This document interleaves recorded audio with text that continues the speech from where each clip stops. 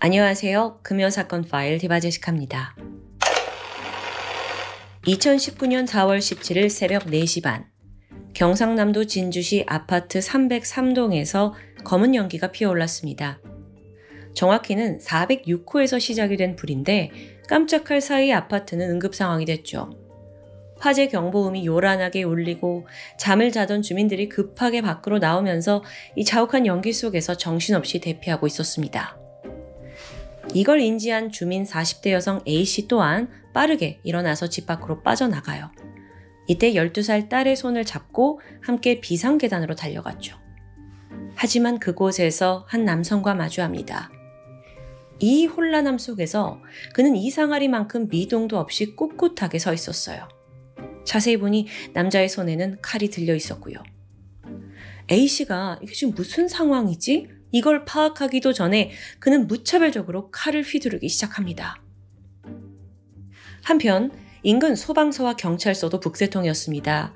워낙 주민이 많이 사는 곳에서 사고가 났으니까 신고 전화가 막 빗발치는 거예요. 근데 좀 이상했죠. 처음 신고는 불났어요, 빨리 와주세요 이랬는데 어느 순간 이상한 아저씨가 사람을 막 칼로 찔러요 막 이런 내용으로 변하는 거예요. 첫 신고는 새벽 4시 29분에 들어왔거든요. 경찰이 빠르게 출동했어요. 그래서 6분밖에 안 걸렸습니다. 근데 그 사이에도 14통의 신고 전화가 걸려옵니다. 상황이 얼마나 급박했는지 예상할 수 있죠. 그렇게 새벽 4시 35분 현장에 도착한 경찰은 아파트 2층 복도에서 칼을 들고 있던 그 문제의 남성과 대치합니다. 흉기를 가지고 있었기 때문에 그를 제압하기 위해서 공포탄, 테이저건, 실탄까지 동원됐어요. 그 과정에서 남성은 격렬히 저항했지만 결국 15분 만에 현장에서 체포됩니다. 다행히 화재 또한 소방관들에 의해 발생 32분 만인 4시 57분에 진압되었습니다. 체포된 남자의 정체는 당시 42살이던 안인득. 앞서 맨 처음 화재가 시작된 406호, 그곳이 바로 그가 살던 집입니다. 그는 자신의 집에 불을 직접 질렀고요. 이후에 각각 34cm, 24cm짜리 식칼 2자루를 챙겨 들고 밖으로 나왔어요. 그리고 무슨 생각에서인지 비상 계단에 우뚝 서서 도망치려고 나오는 사람들을 무차별적으로 공격한 겁니다. 그렇게 피해자는 아파트 주민들과 관리사무소 직원까지 총 22명이었습니다. 그중 5명이 목숨을 잃는 엄청난 참극이 벌어진 거죠. 간신히 생존한 피해자 중 1명은 치명적인 척수 손상을 입어서 왼쪽 몸의 팔다리를 평생 쓸 수 없게 됐고요. 또 다른 주민들도 연기를 많이 흡입해서 건강 상태가 좋지 않았죠. 정말 범인이 하룻밤 사이에 5명을 살해하고 17명의 부상자를 내게 된 겁니다. 사건이 발생한 아파트는 국민 임대주택이었습니다. 대부분 10평대의 소규모 아파트였어요. 즉 주민들은 주로 기초생활수급자나 그보다 조금 나은 차상위 계층 사람들이었습니다. 그러니까 안인득이 이렇게 사회적으로나 경제적으로 그러니까 소위 상대적 약자라고 불리는 사람들의 소중한 목숨을 빼앗은 거죠. 근데 여기서 목격자의 놀라운 증언이 덧붙여집니다. 안인득을 마주한 주민들 중에 상대적으로 덩치가 큰 남성일 경우에는 그가 전혀 공격을 하지 않았다는 거예요. 이 피해자들 중에서 직접적으로 자기를 막아선 관리소 직원을 제외하곤 대부분 그저 그냥 너무 좀 덩치 큰 성인이면 그저 노려보기만 했대요. 그러고 보니까 살해를 당한 이들은 여성, 미성년자, 노인과 장애인이었습니다. 하나씩 좀 말씀을 드리자면 앞서 엄마와 같이 있던 12살 초등학생 금양 사망했고요. 또 금양의 할머니 65세의 여성 김씨 또 목숨을 잃었습니다. 추가적으로 평범한 가정주부였던 59세의 여성 이씨, 그리고 안인득의 공격을 막아서다가 사망한 74세의 남성 황씨, 또 마지막으로 시각장애인이던 19살 최양까지 이렇게 총 5명의 피해자인 겁니다. 아니 도대체 어떤 생각으로 범행을 저지른 걸까요? 여기에 대해 안인득은 그저 눈에 보이는 대로 범행했다라고 말합니다. 근데 이걸 곧이곧대로 믿기가 힘들어요. 구급대원들의 증언에 따르면요, 피해자들이 주로 목이나 쇄골 쪽에 상처가 있었습니다. 즉 안인득이 주요 급소, 목을 집중적으로 노렸다는 거죠. 그러니까 살해 의도가 명백한 거예요. 그렇다면 범행 동기가 뭐냐? 안 씨가요, 검거된 후에 술술 입을 열어요. 자기가 제때 임금을 받지 못했는데 여기에 불만을 갖고 홧김에 살인을 저질렀다는 거죠. 아니, 자기 월급 못 받은 문제를 왜 주민들한테 범죄로 풀어요? 그런데 확인 결과 이마저도 진위가 의심스럽습니다. 일단 그는 무직이었습니다. 또 오랫동안 기초생활수급자였고요. 그러니까 임금 체불이라는 게 거짓말일 가능성이 굉장히 높다는 건데, 게다가 그가 경찰에 붙잡히던 순간 다 죽였어! 이렇게 외쳤어요. 이것도 좀 기이했죠. 좀 더 알아보니까 사건이 발생하기 한 달 전에 안인득이 전통시장에서 흉기를 구입합니다. 그걸 가지고 있다가 사건 당일 밤 12시 50분쯤에 그 아파트 인근에 있는 셀프 주유소에 가서 휘발유를 구입하는 장면이 포착돼요. 이런 정황을 토대로 그의 범행은 그저 홧김에 일어난 게 아니라 사전에 철저히 준비된 것이다 라는 게 드러납니다. 안인득, 도대체 어떤 사람이었냐? 1977년생으로 경상남도 진주시에서 사형제중 차남으로 태어납니다. 어릴 때부터 가족들은 넉넉지 않은 생활을 했어요. 단칸반 전전했고요. 워낙 가난한 형편 때문에 고등학교 진학 포기합니다. 하지만 그 중졸이라는 학력 때문인지 제대로 된 일자리를 구할 수 없었습니다. 후에 고등학교 졸업장 따겠다면서 방송통신고에 진학을 했지만 그것도 얼마 안 가 그만두었고요. 만 18세가 되던 해에 본드를 흡입한 혐의로 소년원에 간 기록이 있어요. 그리고 나와서는 진주에 있는 한 정비 공장에서 일을 시작했고요. 그렇게 지내던 안인득에게 20대 초반쯤 문제가 생겼습니다. 김해시의 한 공장에서 일을 하던 중 허리를 다친 거예요.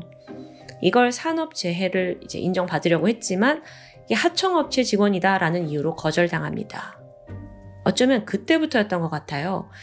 안인득이 점점 이상한 행동을 보이기 시작한 겁니다. 예를 들어서 가족들이 평소처럼 밥 먹어라 하면서 이렇게 챙겨주고 있는데 갑자기 날 죽이려는 거 아니야? 그 막 고함을 치면서 상을 뒤엎고 또 집에 있는 물건들 막 창밖으로 집어 던집니다. 또 다른 예로는 2010년에 폭력행위로 구속된 전과가 있어요. 이때 그냥 평범하게 지나가던 대학생에게 갑자기 네가 나 희롱했잖아, 놀렸잖아 이러면서 얼굴에 흉기를 휘두른 거예요. 이때 안 씨가 공주 치료감호소에서 정신감정을 받게 됩니다. 그 결과 예상하셨죠? 조현병을 판정받아요. 정신에 문제가 있어서 지속적으로 망상 증세를 보인 거예요. 근데 이로 인해 그는 형벌을 받는 대신 보호관찰 3년 처분을 받습니다. 뒤이어 2015년 1월부터 2016년 7월까지 정신과 통원 치료를 받긴 했지만 이것조차 본인의 거부로 인해 제대로 된 치료가 진행되진 않았습니다.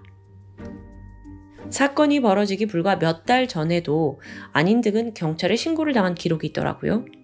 어떻게 된 일이냐면 2018년 12월부터 2달간 한 기관에서 근무를 했어요. 하지만 그중에 단 열흘밖에 출근하지 않았죠. 출근을 안 하니까 회사는 당연히 그를 해고했고 열흘치의 임금만 지급합니다. 그러자 안인득이 사무실로 들이닥쳤어요. 왜 월급을 이렇게밖에 안 주냐는 거예요. 그러면서 급기야 여직원을 주먹으로 폭행한 겁니다. 난동이에요, 난동. 그래서 이 혐의 때문에 입건이 돼서 벌금 300만 원을 선고받게 돼요. 또한 방화 사건이 있기 한 달 전인 2019년 3월 10일 날 전주시의 한 호프집에서 행인을 망치로 위협했습니다. 여기엔 특수폭행 혐의가 적용이 되면서 무기가 있었으니까 벌금형을 선고받아요. 이때도 벌금이네요. 이거 안인득이요. 애초부터 언제 터질지 모르는 시한폭탄 같은 존재였어요. 사건이 벌어진 아파트에서 안인득이 얼마나 살았냐? 2015년 12월부터 입주를 했고 쭉 살고 있었는데 처음에는 문제가 없었다고 해요. 그러다가 2016년 이후부터 주민들과 갈등을 빚게 됩니다. 더 정확히는 일방적인 위협이었죠. 근데 바로 이때가요. 정신과 그 통원 치료를 거부하던 시기라고 해요. 주민들에 따르면 발코니에 서서 지나가는 주민한테 이유 없이 막 욕설을 퍼붓는 거예요. 특히나 그는 바로 위층, 그러니까 5층에 거주하는 사람들을 집중적으로 타겟했습니다. 시간이 지나 2019년이 되니까 이상 행동이 극에 달해요. 윗집, 그 윗집을 좀 싫어한다 그랬잖아요. 윗집 현관에다가 오물을 투척하거나 지나가는 주민한테 계란을 던지는 위험천만한 행동을 일삼았던 겁니다. 이런 사람하고 어떻게 같은 아파트에 살아요? 근데 그 중에서도 가장 두려움에 떨던 사람이 있었어요. 안인득은요, 특히나 그 5층에 살던 19살 최양을 집요하게 괴롭혔습니다. 또 최양이 시각장애인이라고 제가 앞서 말씀드렸죠. 근데 여기서 그의 성향이 좀 드러나요. 이 최양네 집에 여자들만 살고 있었다고 해요. 근데 그게 만만했는지 지속적으로 가서 해코지를 하는 겁니다. 이유 없이 초인종 막 누르고 최양 뒤를 따라다니고 너무 무섭잖아요. 그래서 오죽하면 최양네 가족들이 사비를 들여서 집 앞에 CCTV를 달아둘 정도였어요. 그때 영상을 보면 안인득이 최양이 나올 때까지 숨어 있어요. 너무 소름 돋는 행동을 보이는 거죠. 당연히 이걸 겪은 주민들이 몇 번이나 신고를 했습니다. 근데 그때마다 돌아오는 대답은 아유, 직접 만나서 주민들끼리 좋게 화해하세요. 너무도 아니란 대응이었죠. 심지어 사건 발생 2주 전에도 신고받고 경찰이 출동했어요. 근데 그냥 좋게 풀라는 말만 하는 거죠.